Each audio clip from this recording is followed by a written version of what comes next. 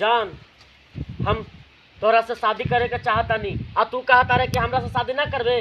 बताओ केकरा से शादी करबे? तोरा चलते हम का ना कहनी रे। बताओ, जे तू मांग ले उला के देनी। हम गरीब बाप के हम बेटा हई, तोरा चलते हम सब चीज लुटा देनी। बताओ, आज हम गरीब हो गए नी, आज तू कहता रहे हमरा से शादी ना करबे।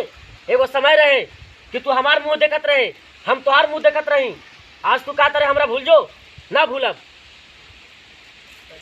कि केहू से प्यार करके अरे मुआ दिहलू कारी हो, कि ऐसन कैसे बनबलू कि भइल बेल नहीं करी हो।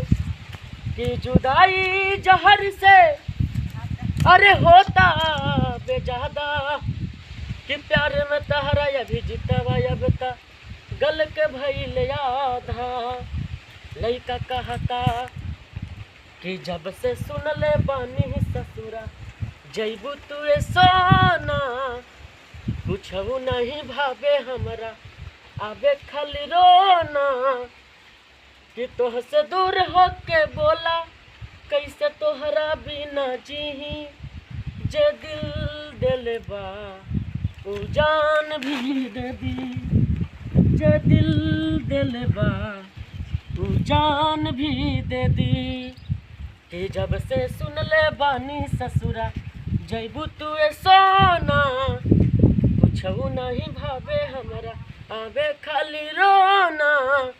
कि तोह से दूर होके बोला कैसे तोहरा बिना जीही, जे दिल दिल बा उ जान भी दे दी। मतलब के मोहब्बत हम कैले नइखी हो, तहरा जैसन झूठो क्रिया हम खैले नइखी हो। कि मतलब के मोहब्बत हम कैले नइखी हो, तहरा जैसन झूठो क्रिया हम कैले नइखी हो। कि तोह से दूर होके बोला कैसे तोहरा बिना जीही, जे दिल दिल बा उ जान भी दे दी, जे दिल दिल बा उ जान भी दे दी।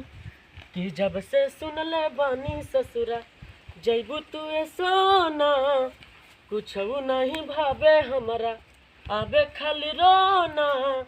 कि तोह से दूर होके बोला कैसे तोहरा बिना जीही, जे दिल दिल बा उ जान भी दे दी, जे दिल दिल बा उ जान भी दे दी, जे दिल दिल बा उ जान भी दे दी।